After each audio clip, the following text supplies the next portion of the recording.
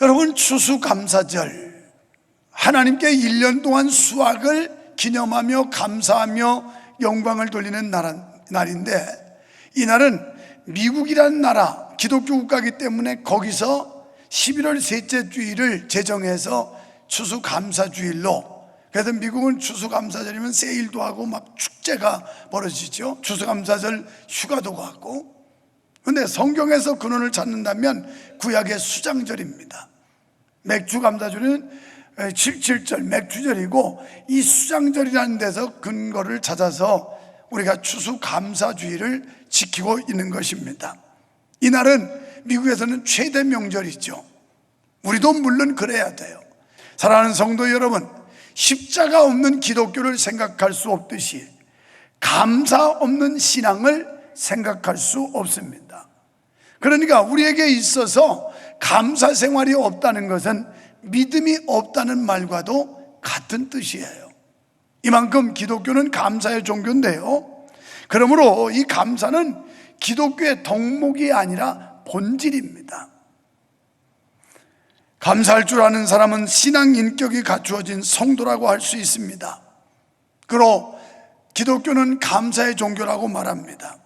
성경 전체는 하나님의 은혜와 구원에 대한 감사를 하라는 말씀으로 꽉 차 있습니다. 감사는 한두 번 하는 것도 아니고 어느 때 어느 곳에서나 범사에 감사해야 할 줄로 믿습니다. 그래서 데살로니가전서 5장 16절로 18절 다 같이, 항상 기뻐하라, 쉬지 말고 기도하라, 범사에 감사하라, 이는 그리스도 예수 안에서 너희를 향하신 하나님의 뜻이니라. 아멘. 이 말씀에 보면 명령형이에요. 명령은 하고 싶어도 해야 되고 하기 싫어도 해야 되는 게 명령이에요. 그래서 이것이 하나님의 뜻이라는 겁니다. 감사하는 건 하나님의 뜻, 하나님의 요구, 하나님의 명령, 반드시 해야 된다는 거예요. 믿으시면 아멘 합시다. 그런데 우리는 기쁨이 있을 때 감사할 수 있어요. 슬퍼하는 사람이 무슨 감사가 있겠어요? 근데 마음이 잔치하는 즐거움이 있고 기쁨이 있으면 감사가 절로 나와요. 그래서 이런 사람들은 입만 열면 주여 감사합니다, 감사합니다, 감사합니다 이래요.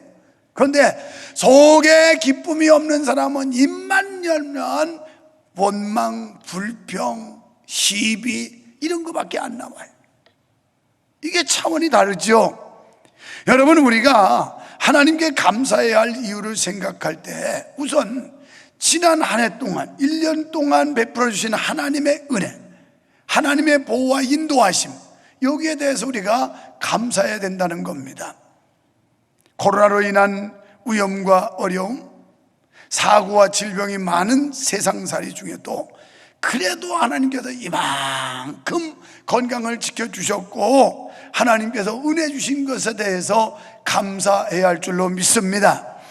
본문 말씀처럼 역사의 배후에 하나님이 계셔서 택한 백성을 위하여 선하시고 그의 인자하심을 영원히 변치 않게 해주셨기 때문에 우리는 감사해야 합니다. 이 사실을 생각할 때 우리의 가슴이 뛸 수밖에 없습니다. 감사와 감격과 찬양을 드리지 아니할 수가 없는 거죠. 여러분, 이 마음속에 하나님의 은혜가 넘치면 흥분하게 돼 있어요. 막 충만해가지고 주체할 수 없는 거예요. 너무 감사해서 하나님의 보살핌, 하나님의 보호하심, 하나님의 인도하심, 이런 게 너무너무 감사해서 막 흥분이 되는 겁니다. 이런 은혜가 있으시기를 바랍니다. 그냥 무덤도하게 꼬다는 보리자루처럼 왔다 가는 게 아니라 뭔가 기대가 되고 뭔가 이 마음속에 흥분이 되고 뭔가 막 울려 넘치는 이런 역사, 이런 은혜 받으시기를 주님의 이름으로 축원합니다. 우리는 꼭 무엇을 많이 가져야 감사하고 꼭 무엇을 성공해야 감사해야 된다는 이 고정관념을 깨뜨려야 돼요. 다른 사람보다 많이 받아야 감사하고 다른 사람보다 높아져야 감사하고, 우리는 이런 생각을 가지고 있는데 우리는 인간적인 성공은 못했더라도 여호와의 선하심과 인자하심이 우리와 함께 영원히 함께한다는 그것만으로도 감사할 수 있는 줄로 믿습니다. 그래서 하박국 선지자는 하나님의 은혜를 감사하는 기도에서 이렇게 말씀했어요. 하박국 3장 17절로 18절에 다 같이 또 봉독합니다. 비록 무화과 나무가 무성치 못하며 포도나무에 열매가 없으며 감람나무에 소출이 없으며 밭에 식물이 없으며 우리의 양이 없으며 외양간에 소가 없을지라도 나는 여호와를 인하여 즐거워하며 나의 구원의 하나님을 인하여 기뻐하리로다. 아멘. 여러분, 쫄딱 망했어요 지금. 저 말씀의 내용대로 보면 남은 게 하나도 없어요. 얻은 것도 없고 거둔 것도 없고 이윤도 없고 쫄딱 망한 겁니다. 이 말씀을 오늘날 방식으로 말씀드리면 농사는 깡그리 망해서 흉작이 들고 돼지값과 소값이 뚝 떨어져서 사료값도 안 나오고 김장, 배추나 무가 과다 생산되어서 추수를 하려 해도 인건비도 나오지 않아서 갈아엎어야 되는 이런 상황, 아무것도 얻은 것이 없는 상황. 그래도 감사해야 할까요? 여러분 중에는 지금 생각하실지 몰라요. 목사님 뭐가 그렇게 하나님이 준 게 있다고 내가 뭘 감사해요 뭘 감사해요 이러실지 몰라요. 그런데 하박국 선지자는 쫄딱 망했어요. 도대체 어디 하나 감사할 조건이 없는데 그러나 난 여호와로 인하여 즐거워하고 여호와 하나님 때문에 나는 감사한다 그랬어요. 오늘 여러분의 삶이 곤고하고 원망과 불평과 시비의 요건들이 많지만 그러나 우리를 구원해 주시고 우리를 사랑해 주시고 우리를 여기까지 인도하시고 보호하시며 축복하시는 그 변치 않는 하나님의 인자하심, 여기에 감사할 수 있는 은혜가 있기를 축원합니다. 성경은 이때도 하나님으로 인해서 즐거워하고 하나님 때문에 기뻐하고 감사할 수밖에 없다라고 말씀해요. 그 이유는 하나님만이 우리의 소망이며 그분만이 진실이며 그분만이 영원히 우리를 사랑해 주시기 때문인 줄 믿습니다. 우리는 하나님의 구원하심 때문에 감사해야 돼요. 나 같은 죄인이 구원받고 저 지옥불 속에서 건져 올려서 하나님의 자녀 삼아주시고 그리고 우여곡절 파란만장한 그런 삶 속에서도 그래도 아주 넘어지지 않게 하고 하나님께서 우리를 지켜주신 것 생각할 때, 하나님의 택한 백성된 저와 여러분을 하나님께서 포기하지 않고 끝까지 붙들고 인도하신다는 이 사실 앞에 우리는 감사할 수 있는 줄로 믿습니다. 시편 기자는 여호와께 감사해야 할 이유를 노래하면서 하나님의 구속을 찬양하고 있어요. 시편 기자는 하나님의 구원을 감사하고 찬양하면서 늘 출애굽 사건을 회상하고 있습니다. 이스라엘 백성들이 애굽에 430년 동안 종살이했을 때 그 완악하고 강박한 바로를 대적하사 10가지 재앙을 통하여 출애굽의 대역사를 이루게 하셨어요. 그런데 앞으로 진군해 나가다 보니까 홍해가 가로막혔어요. 하나님은 기적적으로 홍해를 갈라서 마른 땅처럼 건너게 하셨어요. 그리고 광야 40년 동안 지날 때 하나님은 그들을 포기하지 않고 외면하지 않고 돌봐주셨으며 인도해 주셨어요. 자, 여러분, 우리를 저 세상 가운데서 불러내시고 사탄의 압제에서 자유함을 주시고 그리고 하나님의 영원한 백성 되게 하신 우리를, 하나님은 이 광야 생활 같은 인생살이 속에서 우리를 홀로 놔두시지 않고 우리를 끝까지 붙들고 인도하시며 지켜주시며 보호하신다는 이 놀라운 약속, 이 놀라운 은혜를 생각할 때 우리는 어떤 경우라도 감사하게 되는 줄 믿습니다. 여러분, 감사할 줄 아는 사람은 구원의 은혜를 맛본 사람인 줄로 믿습니다. 지혜는 감사의 이유를 하나님의 구원하심에 두고 있어요. 우리가 하나님의 구원의 은혜에 진정으로 감사할 수 있다면 모든 것에 감사할 수 있는 거예요. 우리 모두는 죄인으로서 소망 없는 자였습니다. 그리스도의 피로 의롭다함을 받았으니 지금 살아있음도 감사하고 여기 앉아있는 것도 감사할 수밖에 없는 줄로 믿습니다. 사업이 잘 되든 못 되든, 몸이 건강하든 병들었든지, 어떤 경우에도 나 같은 죄인을 속량해 주신 것을 생각할수록 우리는 감사할 수밖에 없습니다. 아담 이후의 모든 인생은 나면서부터 죄와 그 오명 때문에 고난의 삶에 허덕이고 있습니다. 인생은 광야와 나그네와 같습니다. 본문에서 광야의 나그네 같은 삶 속에서 오는 고통을 말씀하고 있어요. 그것은 길도 없고 안내자도 없고 거할 곳도 찾지 못하면 목마르고 배고프고 추워서 목숨의 위협을 받는 곳이 광야라는 거예요. 우리 인생의 이 광야 같은 삶 속에서 하나님의 절대적인 보호와 인도가 없이는 살아갈 수 없다라는 거예요. 이스라엘 백성들이 광야 40년 동안 하나님이 먹이시고 입히시고 하나님이 그들을 지켜주시지 않았다면 그들은 생존할 수가 없었던 것처럼, 우리 인생살이 광야 같은 나그네 세월을 살면서 전적으로 하나님의 지켜주심과 인도하심을 받아야 된다는 겁니다. 이스라엘 민족은 40년 동안 이런 경험을 했는데 이것을 회상하고 있어요. 뿐만 아니라 바벨론 포로 70년을 마치고 돌아갈 때도 역시 하나님의 인도를 받지 아니하면 그들은 고토로 돌아갈 수가 없었던 겁니다. 영적으로 하나님을 떠난 사람들은 누구나 경험하는 고통입니다. 그런데 하나님께서는 이 광야의 나그네 길에서도 도와주셨습니다. 그것은 근심 중에 여호와께 부르짖음에 라는 말밖에 없습니다. 왜냐하면 고난과 고통에서 건져주실 분은 오직 여호와 하나님 한 분밖에 없기 때문입니다. 6절에서 여호와께 부르짖는 기도, 여호와께 고통 중에서 근심 중에 간절히 부르짖었더니 고통 중에서 건져주셨더라, 이렇게 간증하고 있어요. 사랑하는 여러분, 고통이 있습니까? 우리가 부르짖어야 합니다. 그러면 하나님은 고통 가운데서 우리를 건져주신다라고 말씀했습니다.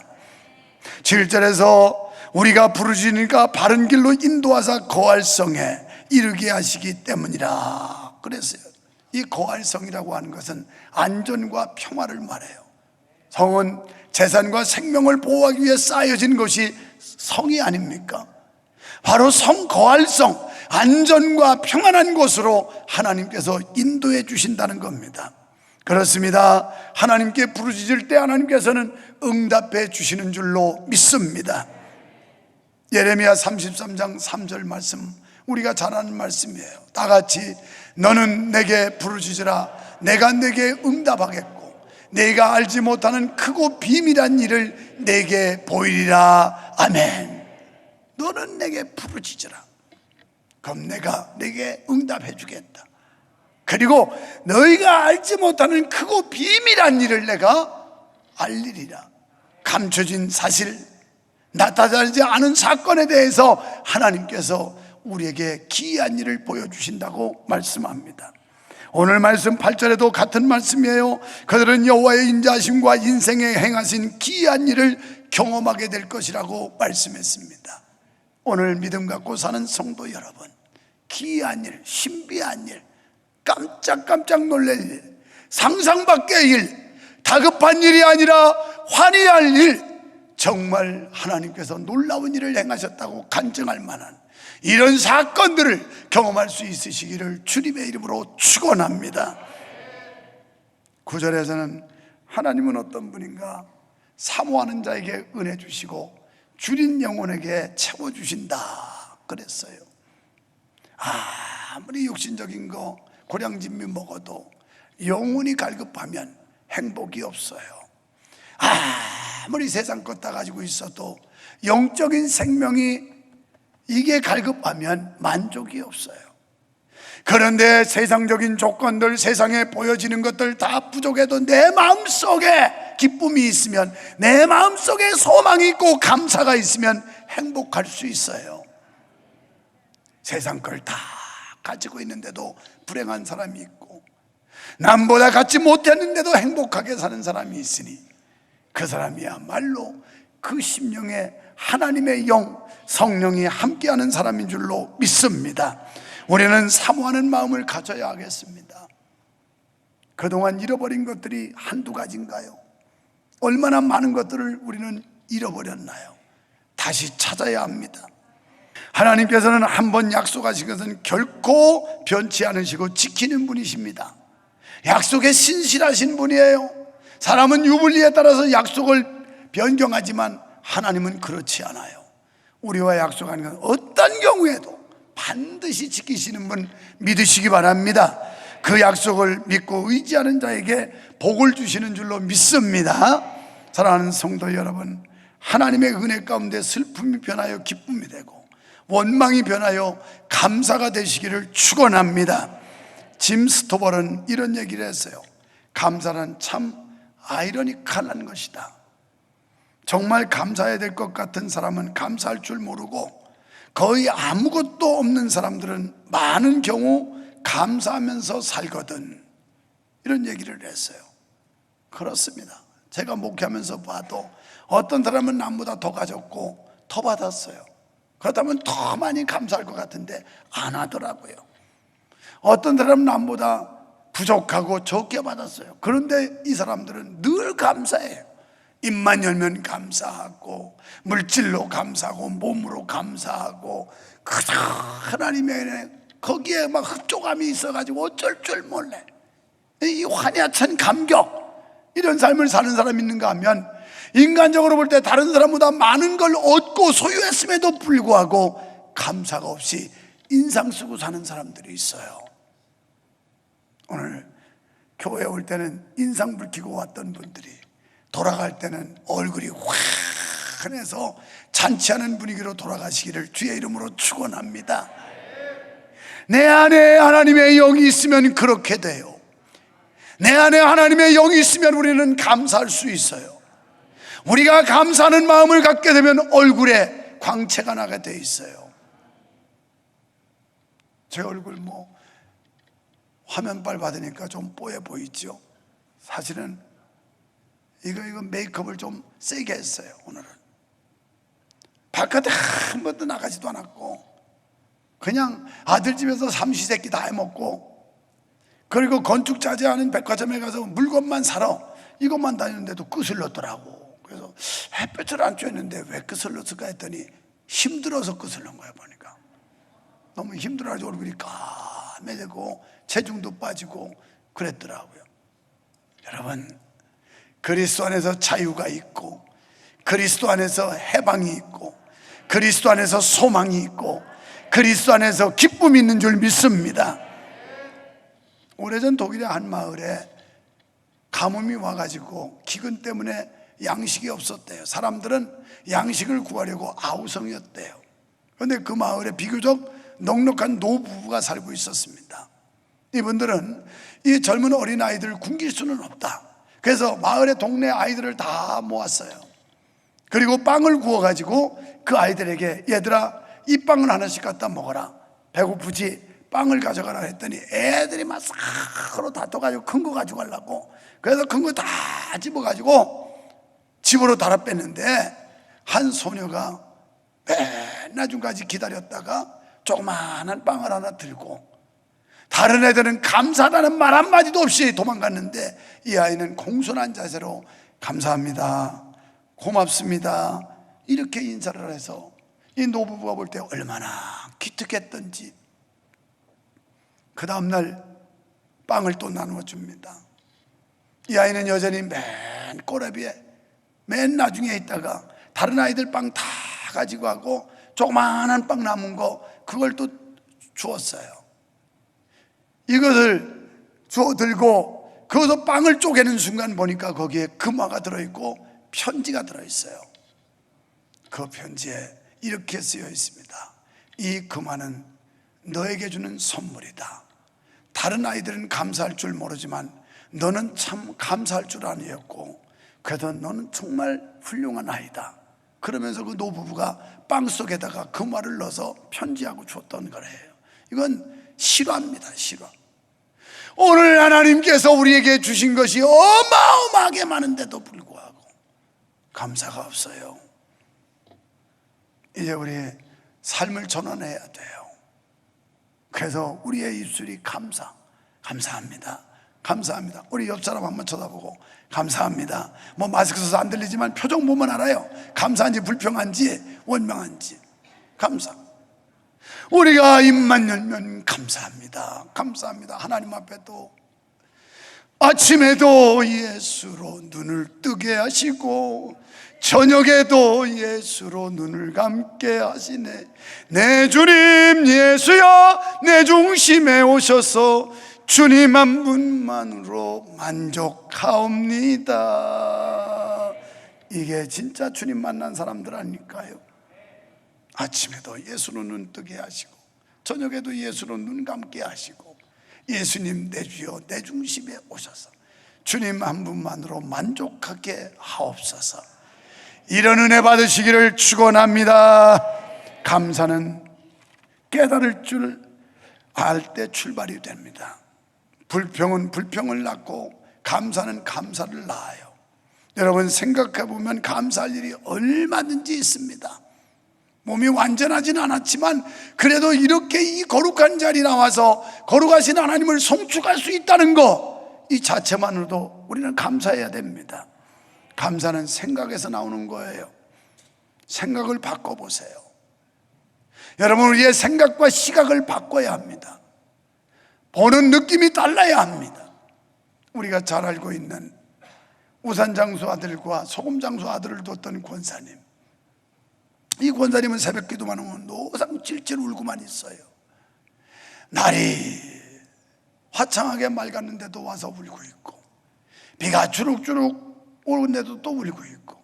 그래서 목사님이 물었대요. 권사님은 무슨 근심이 많고 무슨 슬픈 일이 많아서 이렇게 많이 웁니까? 그랬더니 아우 목사님, 우리 두 아들이 사업을 하는데 날씨가 좋으면 우산 장사하는 아들이 장사가 안 될 것 같아서 그래서 울고, 비가 오면 소금 장사하는 아들이 소금을 못 굴까 봐 그래서 울고, 그래서 이렇게 웁니다. 그랬더니 권사님, 생각을 바꾸세요. 이제 날이 좋으면 하나님, 우리 소금 장사하는 아들 사업 잘 되겠네요, 수지 맞겠네요 하고 웃으시고, 비가 오면 아이고 우리 우산 장사 아들 장사 잘 되겠다고 그래서 웃고. 한번 생각을 바꿔보세요. 시각을 바꿔보세요. 이렇게 교정해 줬더니 그 뒤부터 웃으면서 감사의 기도를 드리더래요. 상황은 변한 게 없어요. 똑같은 상황인데 어떤 생각과 어떤 시각을 갖느냐에 따라서 느낌이 달라지는 거예요. 오늘 믿음의 사람은 항상 긍정적인 시각과 생각을 가져요. 보는 게 아름답고. 할렐루야, 아름다워요. 이제 우리 화상이 변해야 돼요. 오죽하면 우리 속담에 웃는 낯에 침 못 뱉는다 이런 말이 있겠어요. 오늘 추수감사절을 맞아 지금까지 지내온 것, 주의 크신 은혜이며 나를 죄에서 구원해 주시고 하나님의 자녀 삼아 주신 것을 감사하며 기뻐하는 절기가 되시기를 주님의 이름으로 축원합니다. 날마다 감사가 넘치는 삶으로 전환되기를 예수님의 이름으로 축원합니다. 축원합니다.